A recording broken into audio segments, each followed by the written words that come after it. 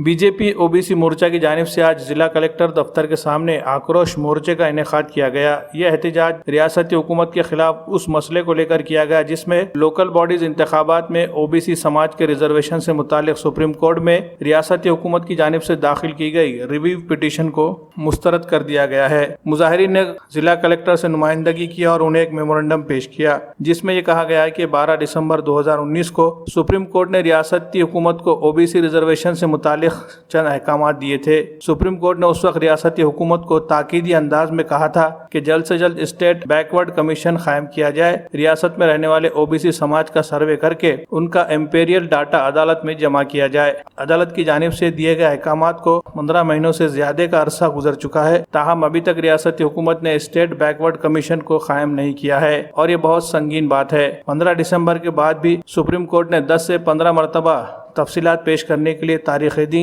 लेकिन एक भी तारीख पर रियासती हुकूमत की जानिब से किसी भी तरह की नुमाइंदगी नहीं की गई। इसी तरह वजीर आला ने भी इस मसले पर ध्यान नहीं दिया। इस मामले में अपोजिशन लीडर देवेंद्र फडणवीस ने भी 10 से 15 मरतबा खत लिखकर रियासती हुकूमत को मुतवज्जह किया, लेकिन बीजेपी के एक भी लेटर का जवाब नहीं दिया गया और न ही इस मामले में कोई कार्रवाई की गई। ये इस बात की अलामत है कि रियासती हुकूमत ओबीसी समाज के रिजर्वेशन के मामले में संजीदा नहीं है। इसलिए बीजेपी के ओबीसी मोर्चा की जानिब से रियासती हुकूमत के खिलाफ आक्रोश मोर्चे का इनेकाद किया गया। मुजाहिरीन ने रियासती हुकूमत से मुतालबा किया है कि वो जल्द से जल्द इस मसले को हल किया जाए। बसूरत दिगर एहतजाजी तहरीक में मजीद शिद्दत लाई जाएगी।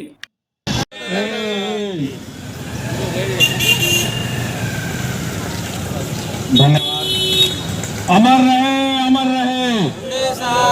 ओबीसी मोर्चा प्रदेशाध्यक्ष आमचे योगेश अण्णा टिळेकर यांच्या आदेशावरून आजचं हे आंदोलन करण्यात आलेलं आहे।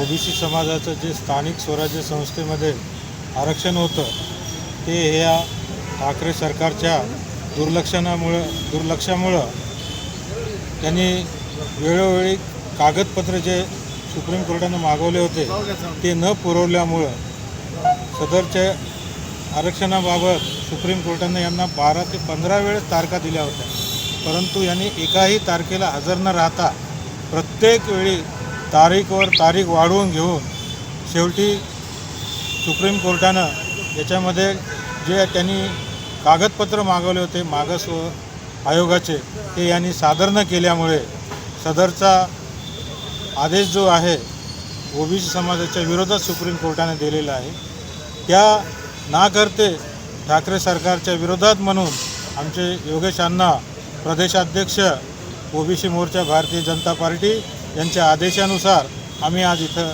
ओबीसी आक्रमक आंदोलन केलेलं आहे। पुढची भूमिका काय?